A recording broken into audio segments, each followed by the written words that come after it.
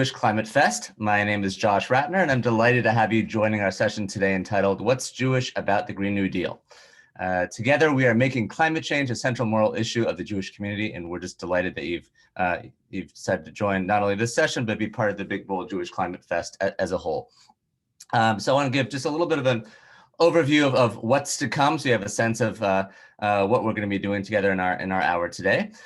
This session is going to explore some of the core features of the Green New Deal from a Jewish lens, asking whether and to what extent the environmental and economic proposals that are contained within the Green New Deal are consistent with or a departure from Jewish law, halakha, and tradition.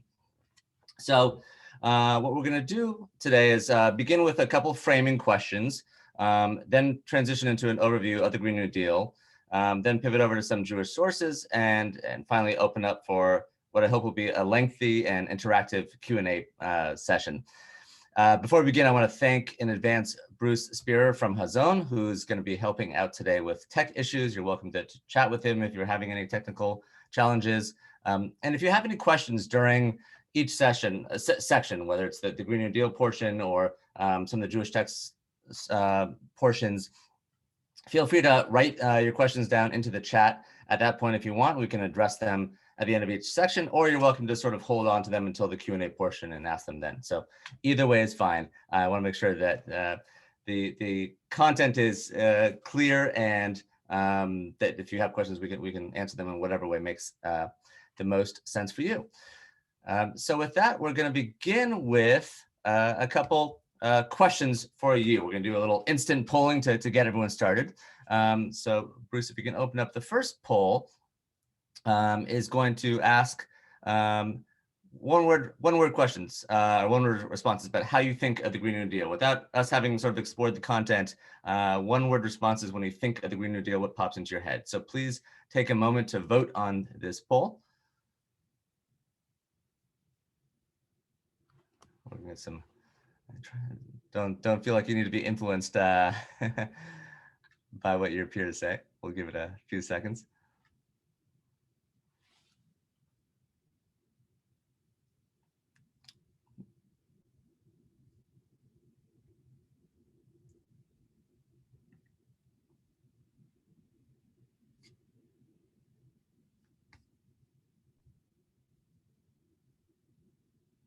Okay, so we've gotten the vast majority are hopeful, quite a few necessary, and a little bit on the utopian, inadequate, and dangerous sides. Great. Oh, here, I can share the results, I think. Hopefully you're seeing this. Great, and now take the second question I'll ask, again, before we dive into the material is, how many of you have actually read through the entirety of the Green New Deal? It's the 14 or so page resolution. How many of you actually read through this in its entirety and know what's contained therein? No penalty if you don't, because that's what we're here to explore today. I just want to get a sense of what people's backgrounds are. We'll give this a second to get the results in. Okay, so about 15% have actually read through this proposed legislation or proposed, well, I'll get to what exactly it is in a second. Great, okay, so we'll get rid of the polls. Now, Bruce, can you get the slides up, please? And we're gonna start with, slide 2. Let's see, is it up there?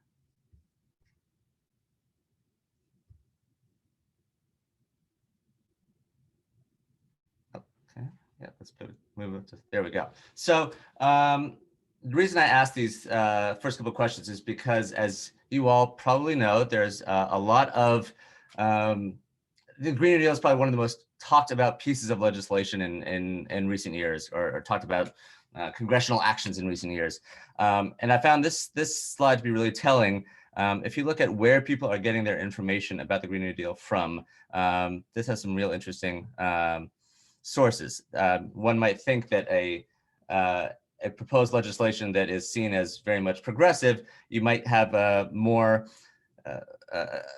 higher response rate from the MSNBCs or maybe the NPRs, but it's actually Fox News polled the highest. 81% of people learned about the Green New Deal from what they read about at Fox News. So you can imagine it probably gave a perspective that is not so welcoming to the content of the Green New Deal. But where we get our news from obviously matters quite a bit. Great. So I want to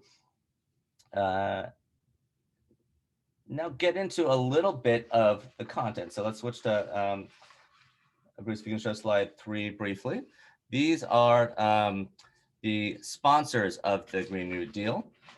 So first, let me just backtrack and explain what it is. So the Green New Deal is a resolution that was introduced by Representative Alexandria Ocasio-Cortez. She's the one on the left, and Senator Ed Markey on the right. It was introduced on February 7th, 2019. It offers a set of policy directions to respond to the climate crisis and its intersection with other issues like the economy. Now, what's sort of unique about the Green New Deal is it's not a bill. It's not something that if both the House of Representatives and the Senate passed would become law. It's instead what's called a resolution, which means its purpose is to let members of Congress state their intent about issues they care about. So again, not designed to be policy, it's designed to sort of stimulate ideas about what subsequently might become laws. And so let's sort of dig under the hood a little bit. I'm not going to give a very lengthy explanation of what's in it, but I'm kind of going to sort of capture the highlights because I think that's what's going to be most helpful for the conversation to follow. So there's two main pieces. The first one is aggressive efforts to decarbonize the economy by the year 2030, to bring U.S. greenhouse gas emissions down to what's called net zero and meet 100% of the power demand in the country through clean, renewable, and zero emission energy sources, all within the next 10 years. So it's a sort of rapid 10-year mobilization effort. And it proposes many ways to decarbonize the economy, including efforts to green our infrastructure with energy efficient buildings and homes, expanding renewable power generation, building smart power grids, working with farmers to remove pollution and carbon while improving soil health, investing in zero emissions transportation options, especially public transportation, and cleaning up waste sites, pollution, toxic waste, and things of that nature. And Bruce, next slide, please. And what it also contains is a second core component, which has to do not so much specifically with climate, but with the economic, both economic impacts of climate change and what its authors think are necessary to build the type of society that we want to have. And so that includes several components. It includes guaranteeing everyone a job with a family-sustaining wage. It also has many provisions detailing welfare and social justice considerations, such as providing everyone in the U.S. with high-quality healthcare, affordable housing, economic security, water, clean air, healthy food, and also addressing systemic social exclusion and injustice.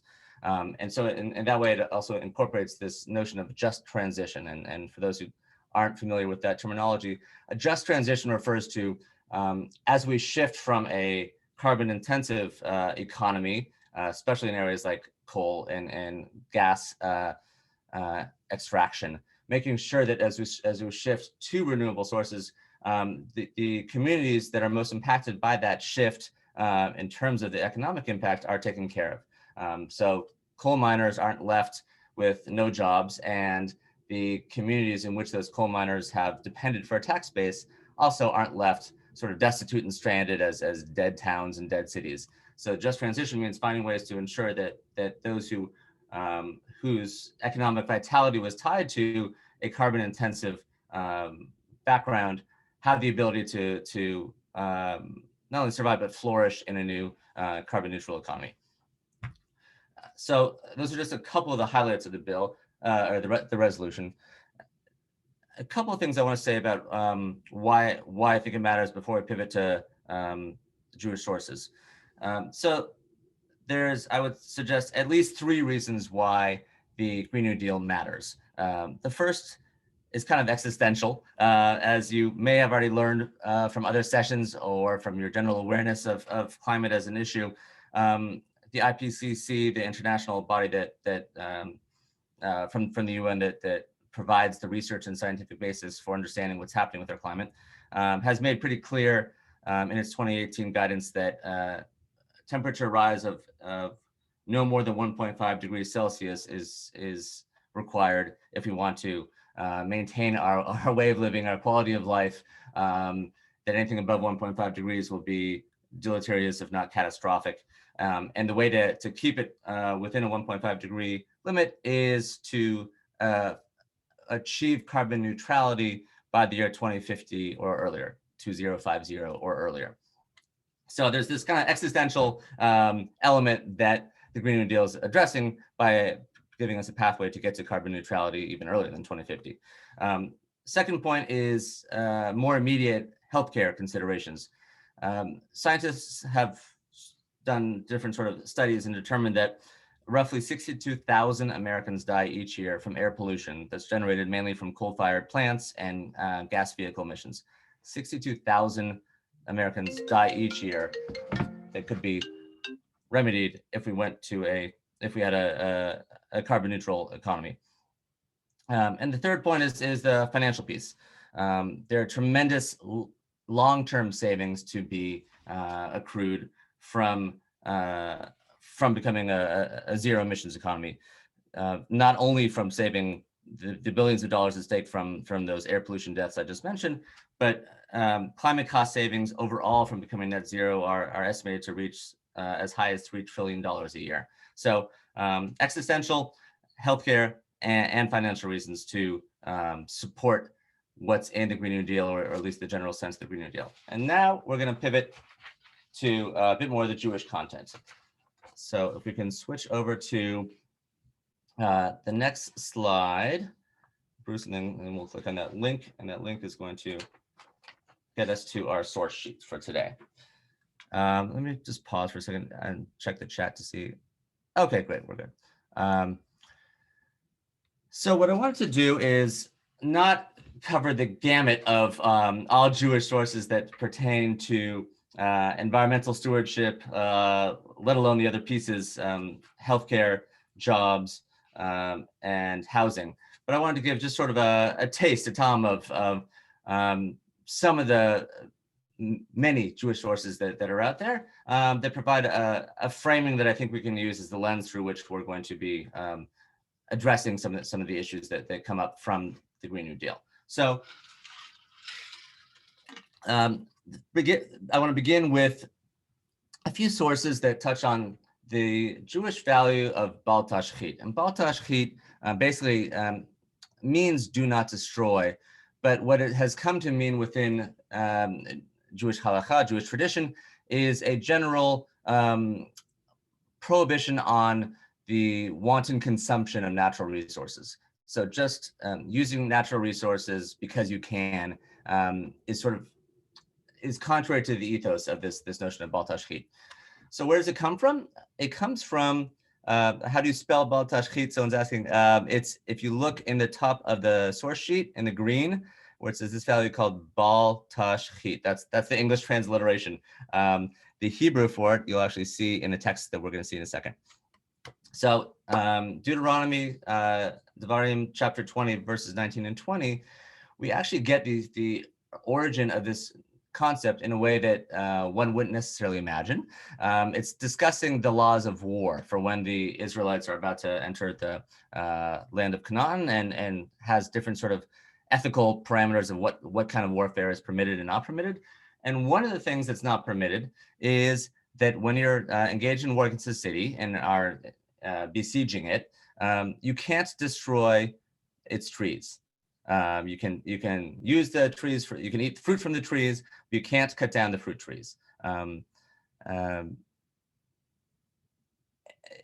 so from this sort of interesting but very specific prohibition, if we can scroll down a bit, the rabbis extract a much broader principle of conservation. So here in the Babylonian Talmud, Tractate Shabbat 67b, Rav Zutra says, he who covers an oil lamp or uncovers a kerosene lamp for no purpose violates the prohibition, and here's the Hebrew spelling, bal tashchit.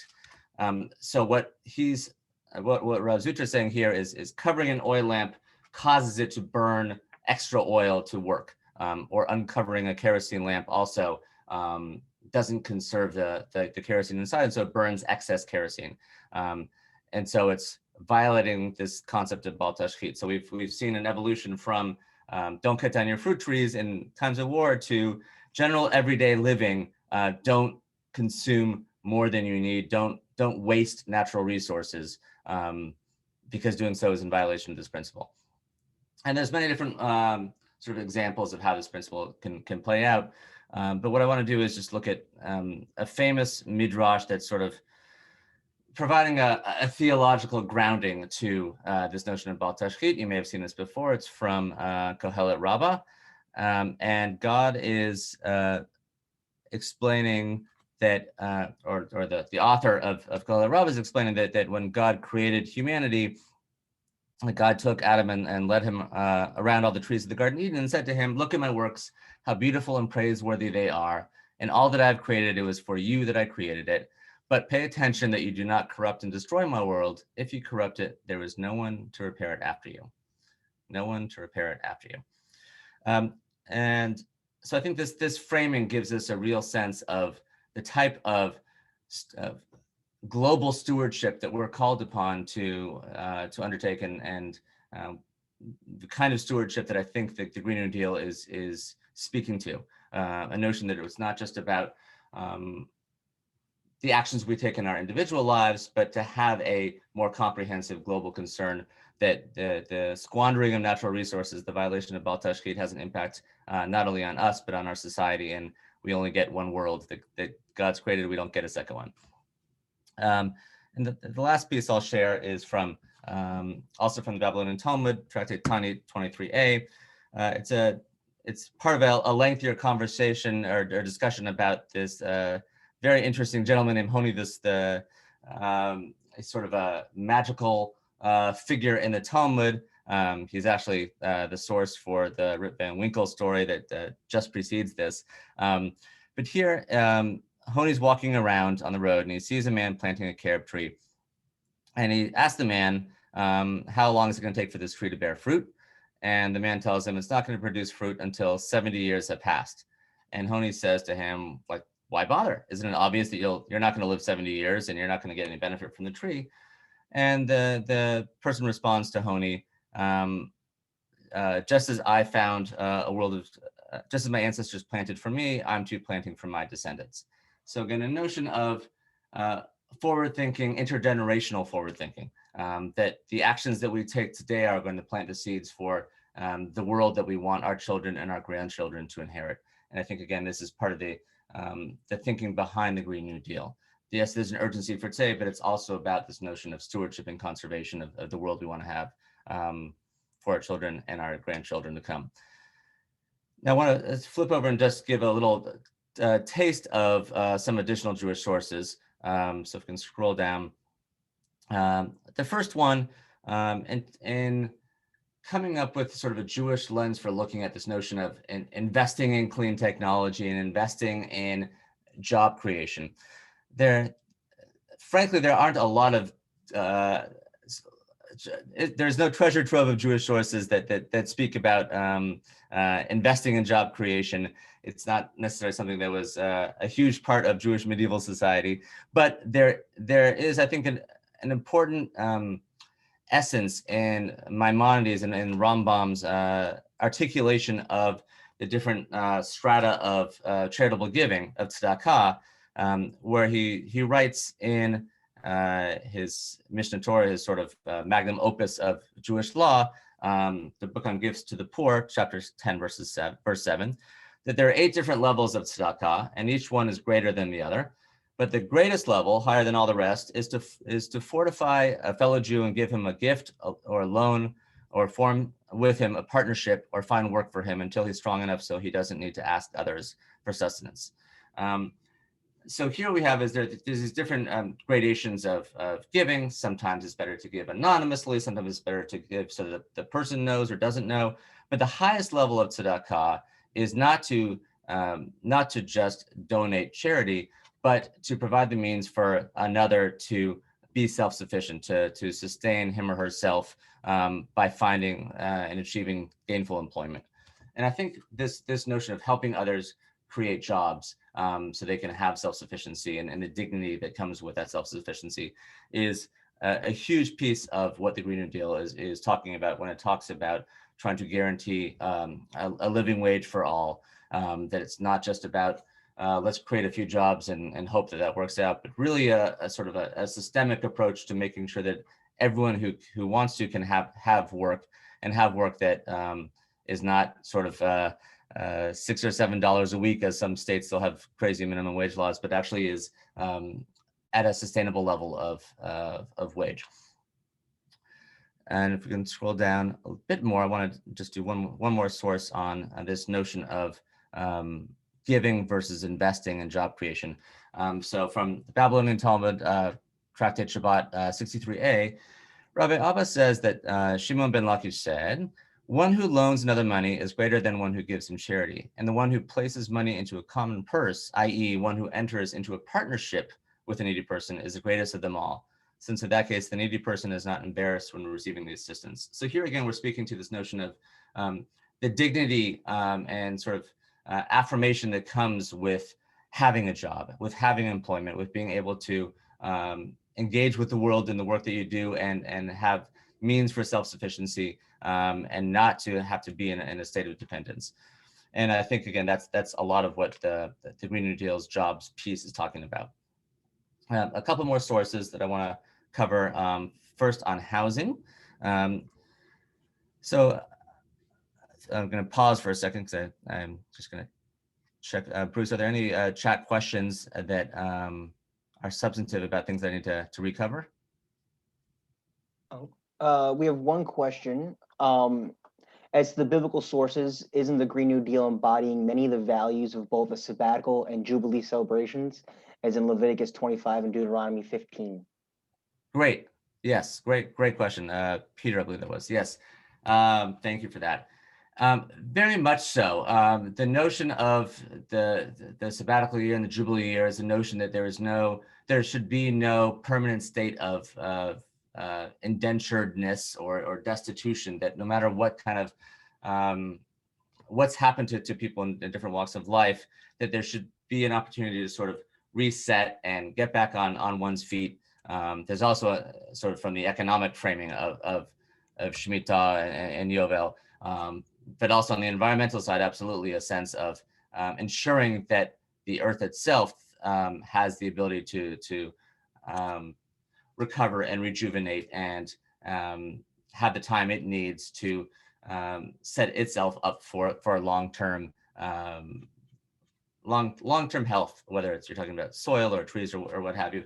The one thing I'd say is a little bit distinct from the sabbatical or Jubilee context.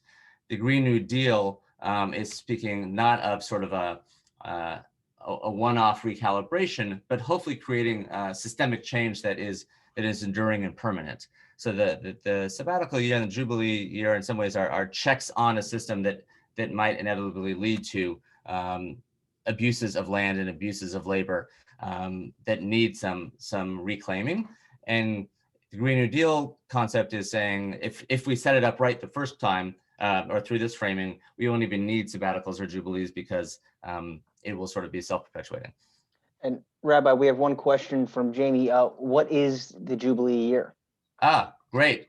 So in the Torah, there are these two concepts of the sabbatical year and the Jubilee year. So keep in mind that in the sort of the biblical socioeconomic framework is very much agricultural.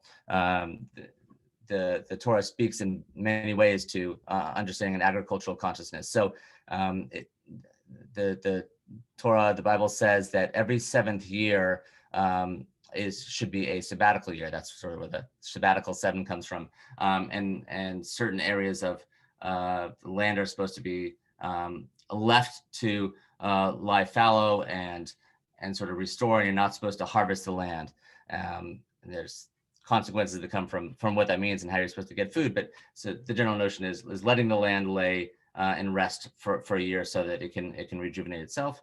And then the Jubilee year is the after the 7 generations of the 7 years, so that's 49 years. Then you get the Jubilee year, which is the 50th year, and that was sort of a sabbatical year on steroids, if you will. Not only is the land fallow, but anyone who's lost their property or has fallen into sort of indentured servitude because of economic happenstance gets restored. So property reverts back to its original owners. People who owe debts, those debts are forgiven, and things of that nature. So I want to just speak real briefly to a couple of texts, one on housing. And here, this is again sort of a general framing from Deuteronomy about what it means to address the reality that there are going to be needy people among us. And so it says, if there's a needy person among you, one of your kinsmen in any of your settlements in the land the Lord your God has given you, do not harden your heart and shut your hand against your needy kinsman. Rather, open your heart and lend sufficient to whatever that person needs. It says, beware lest you harbor the base thought that the sabbatical year is coming, the year of remission is coming, because the debts are forgiven in the sabbatical year. You don't want to say, I'm not going to help out this person because if I do, they're not going to repay me because the sabbatical year is coming. Instead, you should take care of all who need it. But what I really want to point out is if we can scroll down a little bit more. Bruce, can we go down just to the end of this section? Great. Up a little bit more. Sorry. There we go. For there will never be. Oh, yes. You should surely open your hand to him and shall surely lend sufficient for his deficiency and that which is deficient for him. First, a word. Usually the Torah speaks in masculine singular phrases, even when it intends to mean male or female. It's sort of the Hebrew vernacular. It sort of defaults to the male singular perspective, but this is meant to be more broadly applied. But the rabbis, in looking at this section from Deuteronomy, explain that when the text says, you shall surely open your hand to him, if you can scroll up just a little bit, Bruce, this from Tractate Ketubot. Sorry, scroll down a little bit so we can get to that source 11. Great.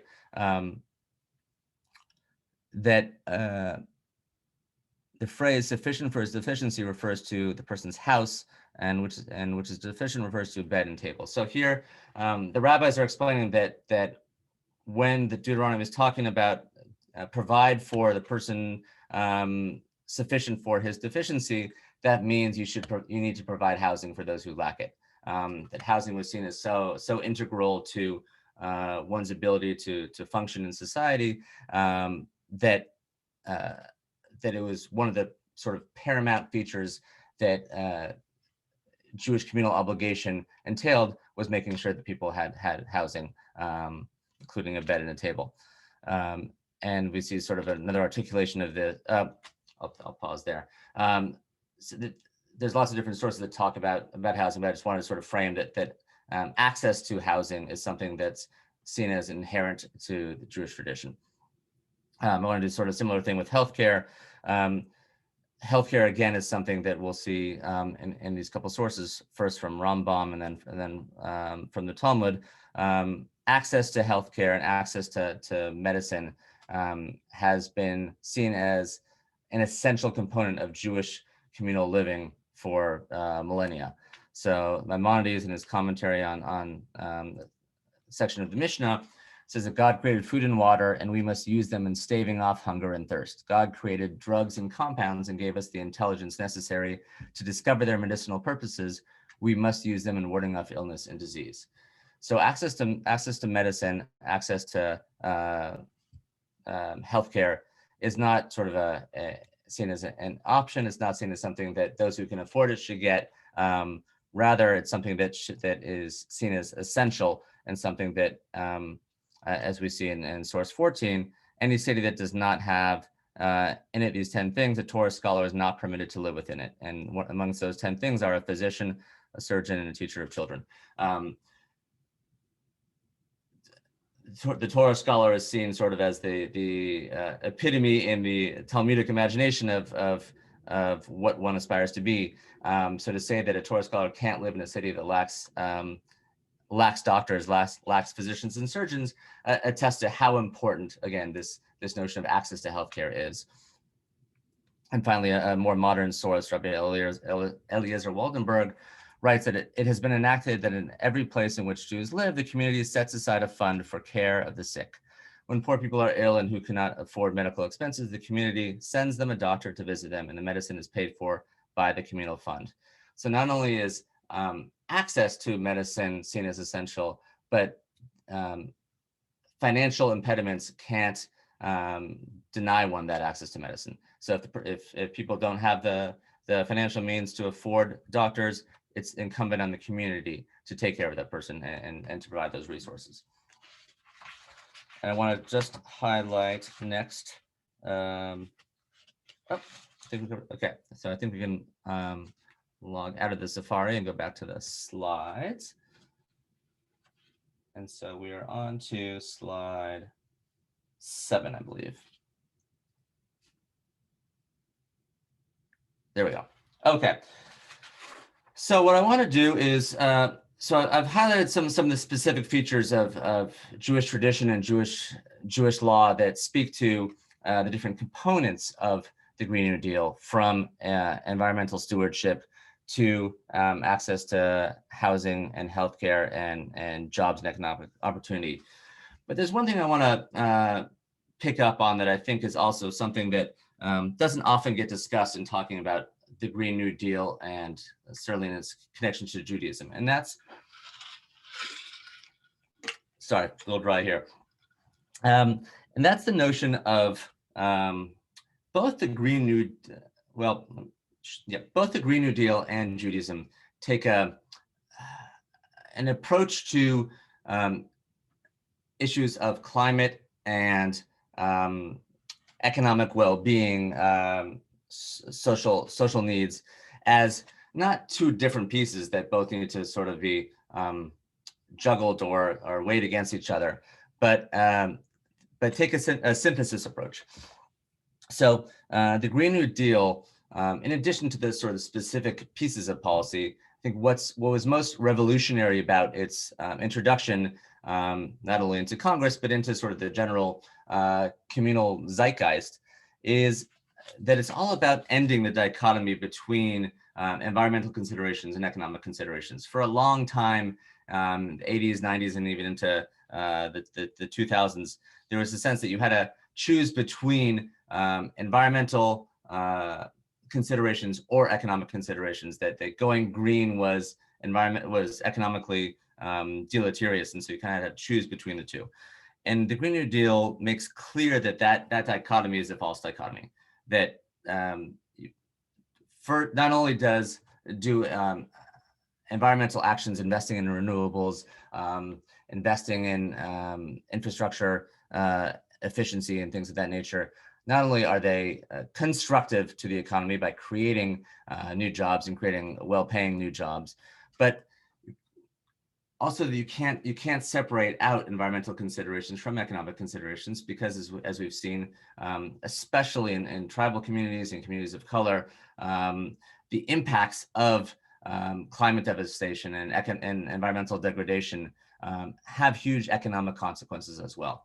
So one of the key features of the Green New Deal is breaking down this dichotomy between environment and economy, and showing that the two are not only connected, but almost inextricably intertwined. And to me, that's also a key component of how I understand Judaism sort of writ large. So Judaism often can be seen as dichotomous. If you look at halakha, which is Jewish law, versus agadah, which is sort of Jewish wisdom, or concerns about universalism and concerns about particularism, concerns about the primacy of beliefs versus the primacy of practices. And Judaism, even though you can articulate preferences at times for one or the other, is all about blending the two seeming dichotomies together. That in Judaism, you don't pick between the universal or the particular. There's times that we privilege one or the other, but they're part and parcel of our Jewish narrative. halakha, Jewish law, is both informed by and informs Agadah, Jewish sort of narrative tradition. Beliefs are important, and so are practices, and practices can lead to beliefs, and beliefs can lead to practices. So Judaism doesn't take a dichotomous view of all these different pieces. It's all about synergies and synthesis. And to me, one of the things that's most exciting about the Green New Deal is that it reflects this same notion of synthesis over dichotomy. So if we can pivot to the next slide is the last slide I'm going to share, and then we're going to open it up for hopefully what will be some robust Q&A. So the question was, so the Green New Deal, as I mentioned, was introduced in February of 2019. Is the Green New Deal alive, dead, or has it sort of turned into a zombie that's appearing in different new ways? There's a lot that's been written about the Green New Deal. Since its introduction, it was passed in the House of Representatives but rejected by a vote of 57 to nothing in the Senate. I can get into more of that, why that is later. So it wasn't technically passed as a resolution, but what we've seen is the fundamentals of the Green New Deal, not only the huge investments in green technology and energy efficiency, but also the blending of climate concerns, investments with economic empowerment and opportunity is something that we've seen become mainstream. So this is the headline from an article in The Atlantic. Since it debuted a year ago, the idea has lost and won and could lose again. And if you can click on, Chris, if you can click on the link from the Data for Progress website, we'll see that President Biden's climate plan, once it pops up here, his climate agenda is actually fairly similar to a lot of the key components of the Green New Deal. Data for Progress, by the way, is a great resource if you want to learn more about the Green New Deal or about climate policy. And so what they did is they sort of went through his climate agenda point by point and ranked it versus this Green New Deal rubric they have of the key components of the Green New Deal. Biden's original plan in the summer of 2019 had 29 out of the 48 components of the Green New Deal, and the one he released last summer, which is hopefully going to be what he seeks to implement legislatively in an infrastructure bill to come, has 39.5 out of the 48 components of the Green New Deal, which is quite a few. Enough for them to rank it as very thorough. So part of what we've seen, okay, we can come back to the regular Zoom screen. What we've seen is that a lot of the ideas of the Green New Deal have become mainstream in the policy proposals that we've seen in 2020 and that we're seeing now. So whether it's technically alive or technically dead or has been revivified in some other way, remains to be seen how it's going to play out. But I want to just give sort of a contemporary update of where it's at. And with that, I want to pause and transition over to Q&A, and I'd love to hear from all of you your thoughts, your reflections. The slides, yes, I'd be happy to provide some slides, but Bruce, if you can help me out with some of the questions that might have been coming through while I've been speaking, I'd love to. Sure, there were two questions that came in. So one is, do you have any Jewish perspective on the notion of private property in general and how that might impact the stewardship of the earth in general? And then the other one is, does the Green New Deal address homelessness? Okay. The Green New Deal, I'll take the second one first. The Green New Deal doesn't explicitly discuss homelessness, but its provisions calling for the creation of affordable housing speak to it in ways. So it doesn't have specific rubrics of that we should reduce homelessness by X%, but the notion of building millions of new affordable and energy efficient homes should hope to address homelessness in some way. Private property ownership, it's very interesting. So this is sort of when I was talking about Judaism and rejecting dichotomies and being more fluid. I think you see that when it comes to private property. There's definitely a sense of private property ownership from the Torah on. Each tribe gets a portion of the land when they come to Canaan and sort of gets dispersed within the tribe. There certainly is Jewish contract law, and at the same time, you have the notion of sabbatical year, of remission of certain debts, and Jubilee year, the restoration of property to its original owners from however it's sort of played out over the last 50 years. And then there's also sort of the overarching theological foundation of the earth is the Lord's and everything sort of belongs to God, that you get from numerous sort of biblical passages. So there's this understanding that we're kind of borrowing access to the private property from God, to whom it ultimately belongs, and that's partly why we have a Jubilee restoration of it. So it's a bit fluid. More questions? And two other questions came in on the chat. Did the Jewish community weigh in on FDR's New Deal? And why is the Green New Deal portrayed as being so radical? It seems to just make sense.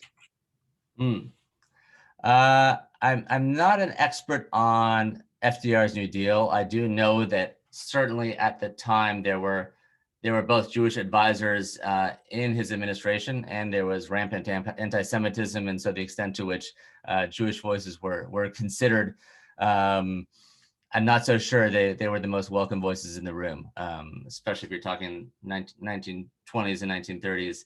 I'm not sure how. I'll leave it to historians to suss out to what degree Jewish voices were part of that conversation, but there certainly was a lot of anti-Semitism there. Why is the Green New Deal portrayed as being so radical? It just makes sense. Great question. I think the main objection that comes up, especially from conservative circles, is how are we going to pay for all this? There's great to be pie in the sky and talk about trillions of dollars in investing in renewable energies and transforming all the housing in America to be energy efficient, let alone providing jobs for everybody and affordable healthcare and everything.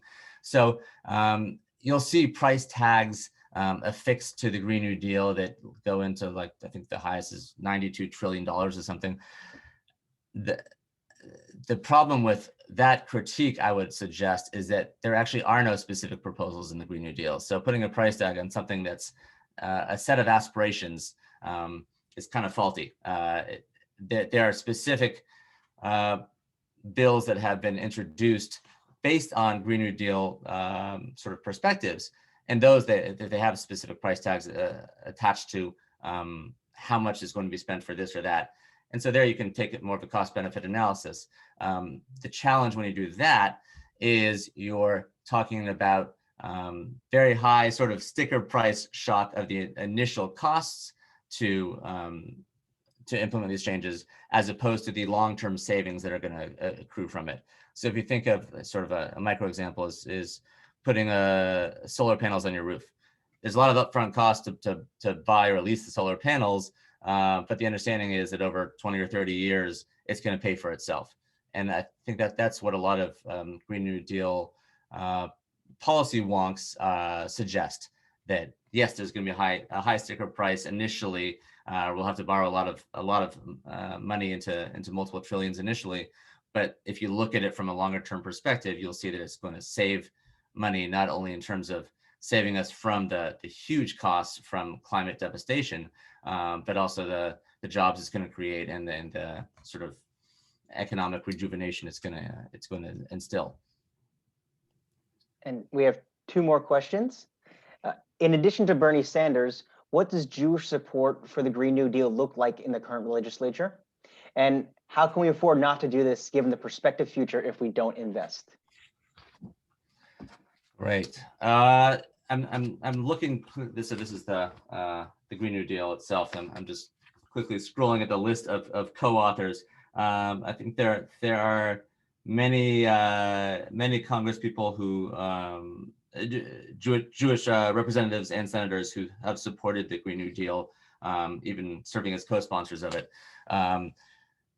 So if you're asking about support by Jewish legislators. I think there are many. I also think that since the Green New Deal was introduced in 2019, support for a lot of its provisions has only grown and become more mainstream within the Democratic Party. If you're looking for Jewish Republican legislators, I don't think you're going to find a whole lot.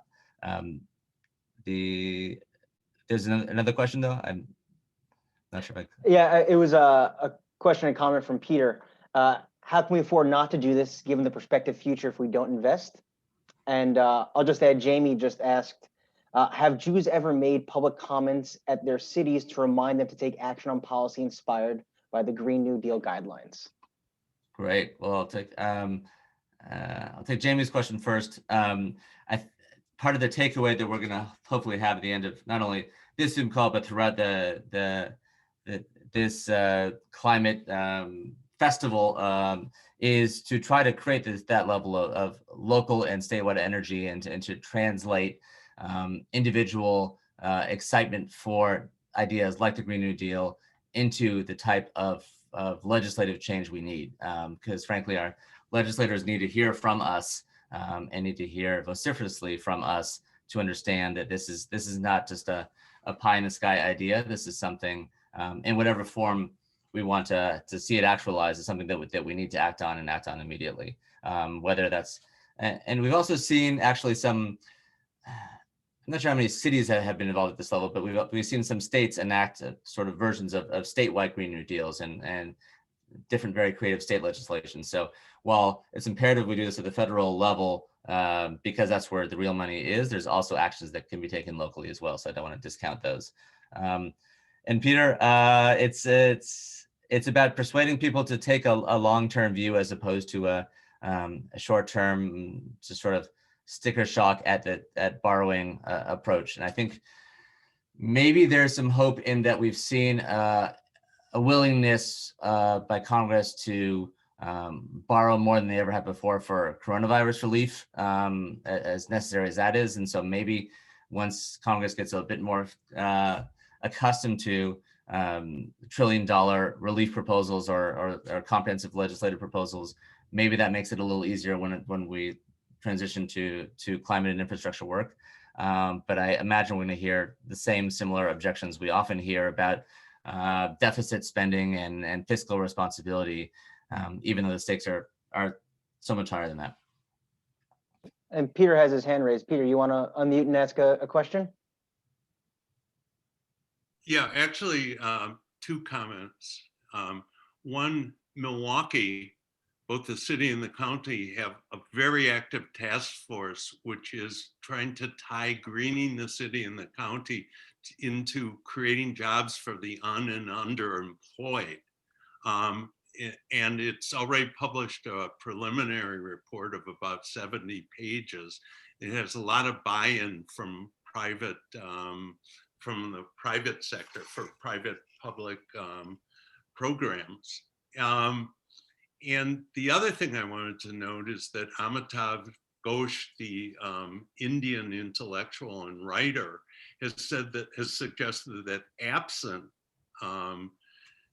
governmental international cooperation that's effective, the institutions in the world that are most capable of addressing this problem are transnational religious denominations working together.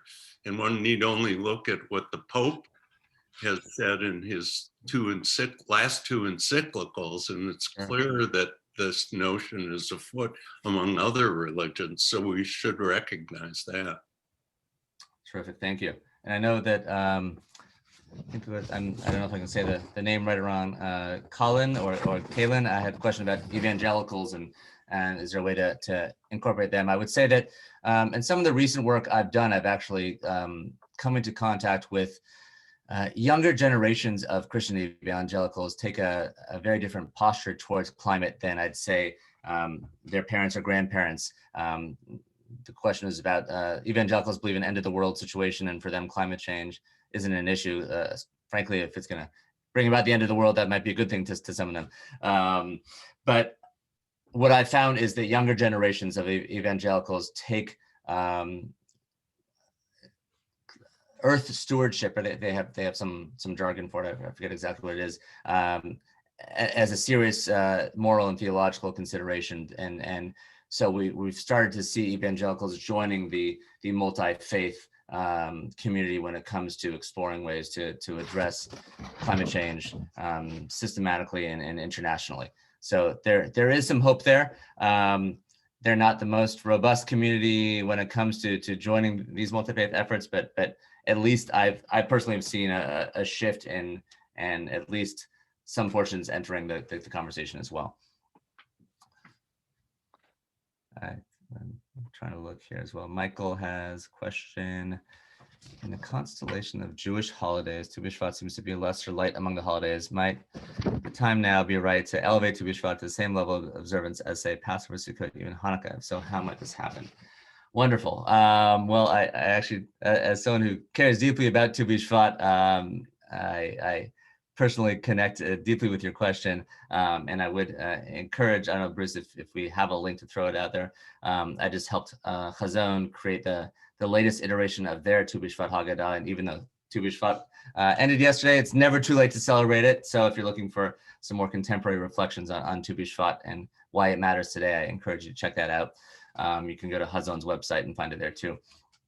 Yeah, I think Tu B'Shvat, well, the challenge is the timing of it. If we could just sort of push it from January a few months forward to say Earth Day, I think it could have much more impact. Coming in mid-January, it's a little tricky, but I think it's an important opportunity for us to focus on elements of our tradition that speak to conservation and speak to environmental stewardship, and see it not only as a time for celebrating and enjoying the natural world, but also committing to taking actions to ensure that possibility for future generations. So I share your enthusiasm. I think the more people who participate in Tu B'Shvat Seders, the more people who see Tu B'Shvat as an opportunity to engage more deeply in these issues, I think that's where it may have the best chances for growth.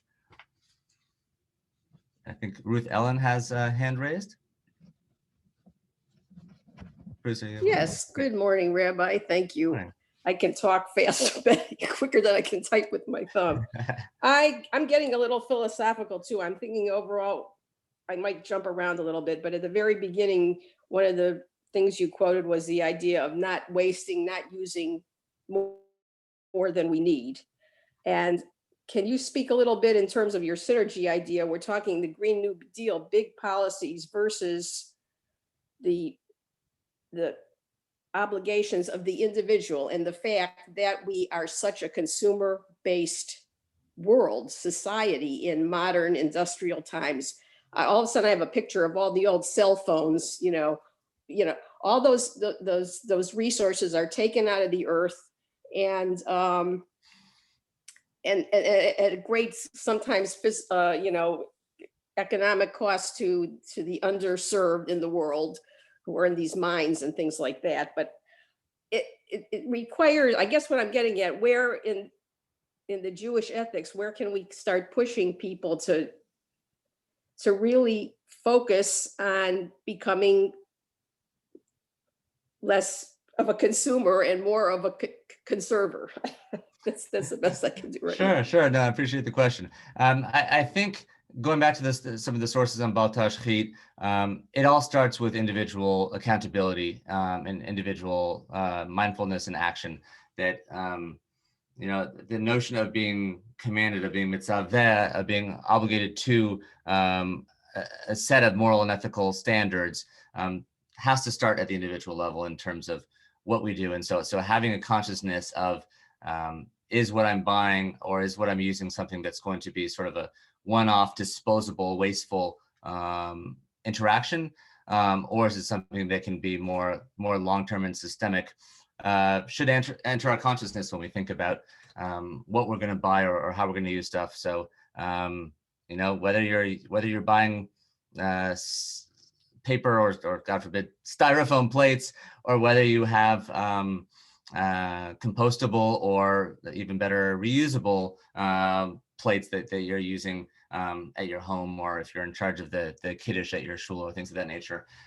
Starts at the individual level, and then, but obviously it has to go beyond that. And so part of what the Green New Deal is talking about, and what I was hoping to elucidate today, is that Judaism, again, doesn't bifurcate between individual and communal responsibilities. What's incumbent on the individual is also incumbent upon the community. And so we need to both have the individual mindfulness and be committed to taking the actions and policy steps that we need to actualize those principles more broadly.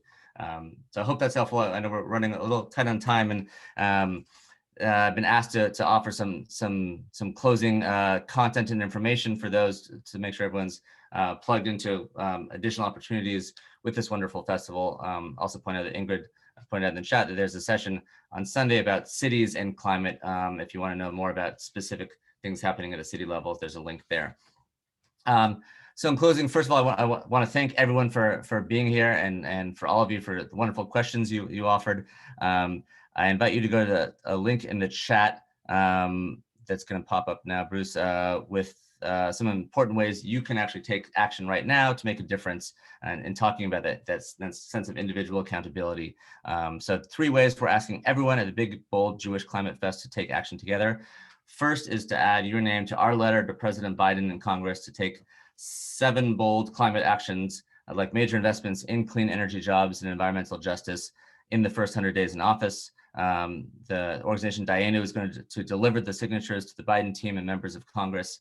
So please feel free to click on this link and add your name to this letter.